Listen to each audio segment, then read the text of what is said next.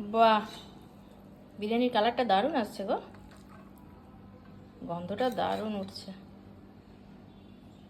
দারুণ। রায়তা করনি?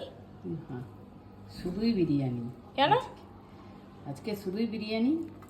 রায়তা ছাড়া খাওয়া যায়? একটু রায়তা করলে ভালো লাগতো। শুধুই বিরিয়ানি, একদিন খেয়ে দেখ না কেমন হয়েছে। আলু দাও আর একটা।